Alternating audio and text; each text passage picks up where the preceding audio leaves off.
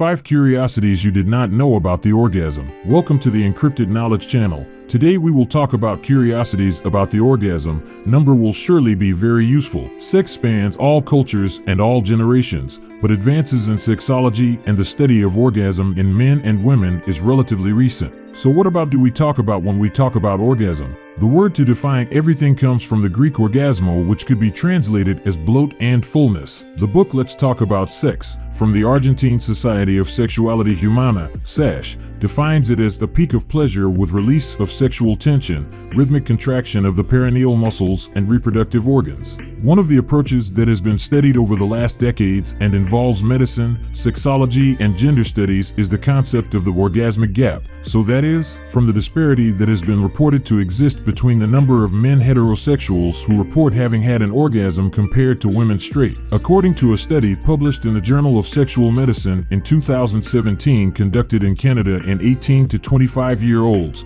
data support the existence of an orgasm gap. The 11.5% of women reported having orgasms very frequently, compared to 48.4% of men. The research clarifies that this disparity is attributed to gender power dynamics, not necessarily to the biological sex of the sexual partner. The women interviewed highlighted social pressure and shame as inhibitors when expressing their needs sexual, the document adds. In any case, it is worth clarifying that this maximum point of pleasure is experienced in various ways. Ways according to each person, and that, with orgasm or without it, enjoyment must be the protagonist. The World Association for Sexual Health was published in 2021 a statement in which determined, among several postulates, that sexual pleasure is a fundamental part of sexual rights, considered as human rights. 5 curiosities that perhaps you did not know about orgasm. Getting rid of myths and idealization is one of the first steps to living a healthy and full sexuality. What else happens around that time? These are some curiosities.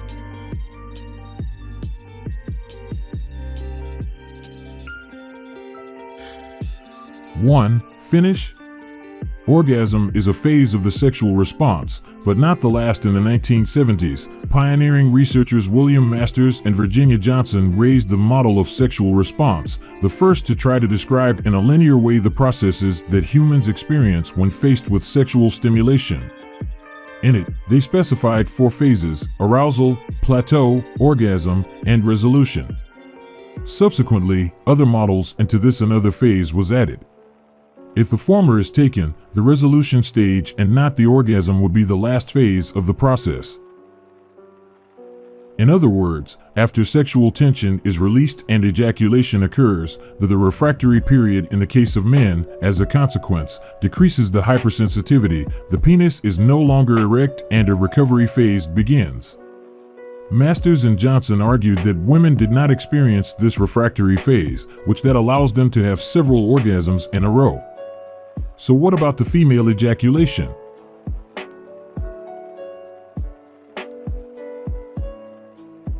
Two, the woman does not need any ejaculation to have an orgasm. Female ejaculation is a concept that is poorly expressed at the popular level because it makes a parallel with male ejaculation. Women or people with no vulva, we ejaculate. Sometimes a liquid comes out, but there is a low percentage that squirts. The woman does not need any ejaculation to have an orgasm. The female orgasm occurs in the clitoris, explains the psychologist and sexologist Viviana Wabnarski, a member of the SASH. 3. Psychological arousal also comes into play during orgasm. On the way to orgasm, dopamine, endorphins, and oxytocin are shot, increases the heart rate and also respiratory rate. The brain sends the pleasure signal to the organ's genitals. But one of the warnings of numerous scientists who have carried out studies in recent decades to try to unravel the origin of the reactions before, during, and immediately after orgasm is that the sexual experience should not and cannot be reduced solely to brain activity or organic responses. For a person to reach the climax, emotional factors and psychological. Dr. Helen Singer Kaplan, one of the great references of sexology, modern, highlighted the importance of it by coining the concept of psychological arousal in addition to physics, and she added desire as the first stage in the sexual response model of Masters and Johnson, which now has 5 stages. relaxation, the possibility of individual autonomy, always maintaining consensus if necessary, a relationship with another, and the feeling of individual freedom and that what is done is right. They are important for a person to reach orgasm, indicates Lucia Baez Romano, psychologist, sexologist, and psycho-oncologist in the urology sector of the Hospital de Clínicas José de San Martin. Baez Romano also points out that, in the opposite case, when there is nervousness, anxiety cuts off or diminishes the sexual response.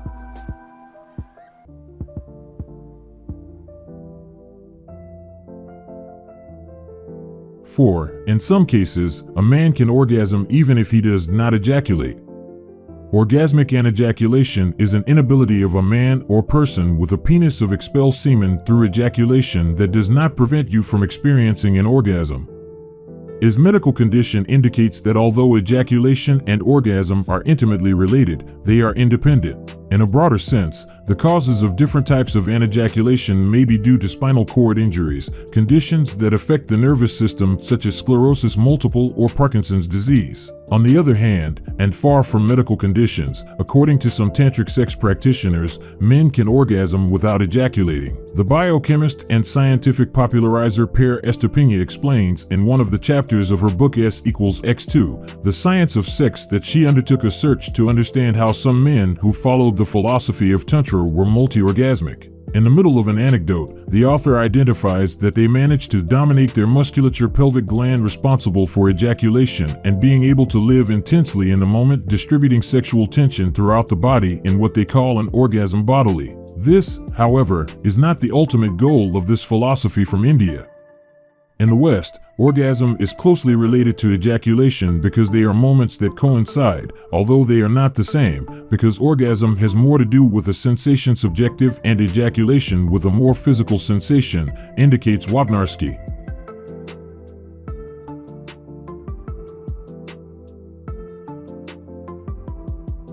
Five. Just before orgasm, the inner part of the clitoris retracts. The clitoris is an erectile and neurovascular organ, so, as explained in Let's Talk About Sex, before orgasm, the internal part of the clitoris, which already had a vasodilation, is retracts behind the symphysis pubis, a joint located on the anterior aspect of the pelvis that joins the two parts of the pubis, and rotates 180 degrees.